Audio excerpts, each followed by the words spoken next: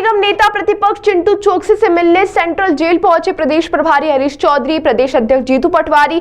भाजपा सरकार की द्वेषतापूर्ण कार्रवाई के चलते 307 का प्रकरण दर्ज किया गया। मध्य प्रदेश कांग्रेस अध्यक्ष जीतू पटवारी ने कहा कि आजकल जो एसपी कलेक्टर होते हैं, टीआई या पुलिस विभाग होता है, वो बीजेपी की दिहाड़ी पर है, नौकरी सरकारी कर रहे हैं कि बीजेपी की, यह न्याय नहीं कर रहे हैं। इन लोगों को अपनी कुर्सी इतनी प्यारी है कि सर्विस रूल भूल गए हैं। वहीं झगड़ा बच्चों का था तो कार्रवाई उन पर कर। नेता प्रतिपक्ष चिंटू चोकसी का तो इसमें कोई लेना देना ही नहीं था, वो तो समझाने गए थे। इसके बाद भी चिंटू का नाम डालना साफ बताता है कि राजनीतिक द्वेष है। चोट दोनों पक्षों को आई थी तो फिर केस भी दोनों पक्षों पर करना चाहिए था और गिरफ्तारी भी चिंटू को सुबह 5 बजे पुलिस ने घर से उठाया। अभी सत्ता का मत सभी बीजेपी नेताओं पर चढ़ा हुआ है। नौकरी सरकारी, कर्मचारी बीजेपी के बने हुए हैं। समय एक जैसा नहीं होता, बदलाव प्रकृति का नियम है और जब बदलाव होगा तो इन पर भी असर होगा। प्रदेश प्रभारी हरीश चौधरी ने कहा कि भाजपा द्वारा की गई इस द्वेषतापूर्ण कार्रवाई के खिलाफ पूरी सरकार, पूरी कांग्रेस पार्टी आपके साथ है।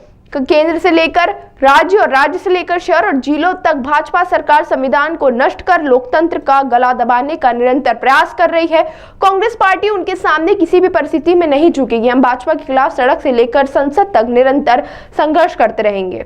सेंट्रल जेल पर शहर कांग्रेस अध्यक्ष सुरजीत सिंह चड्डा, जिला कांग्रेस अध्यक्ष सदाशिव यादव, राजू भदौरिया, प्रदेश सचिव राजा चौकसे आदि कांग्रेस जन उपस्थित थे। जैसा मैंने कल भी कहा था कि लोकतंत्र की हत्या के कई प्रकार होते हैं। उसमें एक प्रकार होता है कि पॉलिटिकल वेंडेटा के रूप में विपक्ष के कार्यकर्ताओं को डराना, धमकाना, प्रशासन से अलग अलग तरीके से यातनाएं देना, विपक्ष के नेताओं को बदनाम करना और लगातार अपने पापों को छुपाना। नेता प्रतिपक्ष को इसलिए 307 लगाई कि नेता प्रतिपक्ष ने कहा कि फर्जी बिलों का घोटाला 2000 करोड़ रुपए खा गए इंदौर के महापौर और पूरी परिषद और इनके पार्षद। नेता प्रतिपक्ष ने सवाल उठाया इस बात का कि 2000 से ज्यादा कर्मचारी अगर नेताओं के ड्यूटी कर रहे हैं, उनका पानी भर रहे हैं और तनख्वाह दे रही है नगर निगम। अगर नेता प्रतिपक्ष ने यह कहा कि ये जो मेट्रो आ रही है, इस मेट्रो में जो फिर से इसकी प्रोजेक्ट रिपोर्ट के बाद जो इसका प्रोजेक्शन हुआ था, जितने पैसे का इसमें यूज होना था, उपयोग होना था, उससे ज्यादा अगर हजारों करोड़ रुपए बढ़े तो ये करप्शन की भेंट चढ़े। ये जो सरकारी जमीनें बेची जा रही है, इसको लेकर नेता प्रतिपक्ष सवाल उठा रहे थे।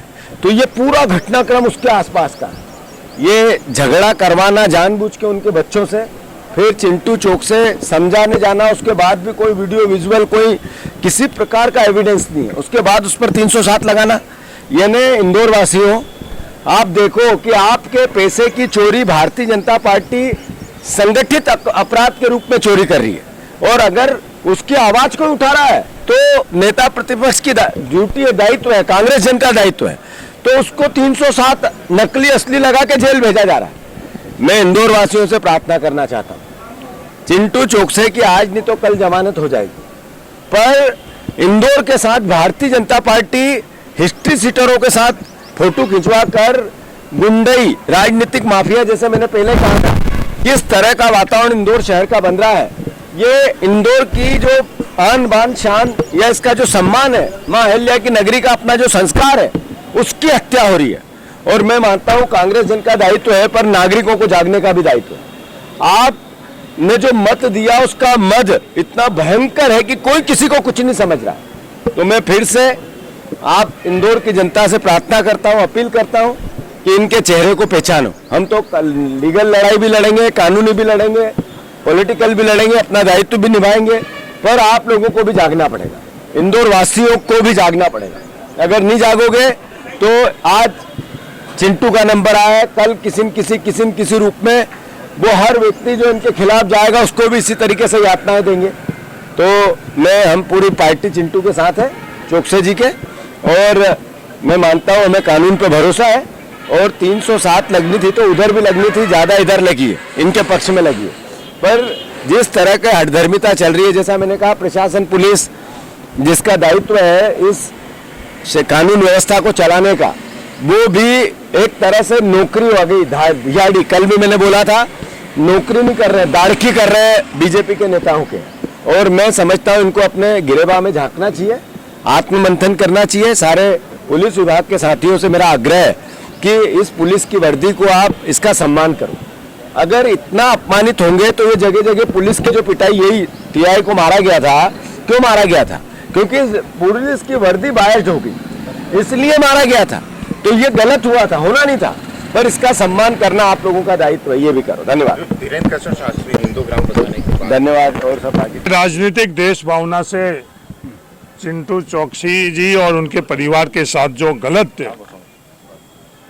मुकदमा दर्ज हुआ है और गलत तरीके से उनको यहाँ जेल में डाला गया है, वो निंदनीय है। इनके खुद के भतीजे के जो चोट लगी है, गंभीर चोट है। डॉक्टर ने भी उनको 48 घंटे की ऑब्जर्वेशन में रखा है, तो ये अपने आप में सिद्ध होता है कि वो चोटें काफ़ी गंभीर हैं। उसके बावजूद सिर्फ राजनीतिक देश भावना के कारण ये मुकदमे हुए हैं। पूरे प्रदेश में यही हालात है। आज अखबार सुबह आप लोग देखो तो क्या क्या चीज़ें भारतीय जनता पार्टी के नेता कर रहे हैं, उनके पदाधिकारी क्या कर रहे हैं, ये पूरा मध्य प्रदेश देख रहा है। ये जो सत्ता का अहंकार है, उसमें ये लोग मानवता भी भूल गए।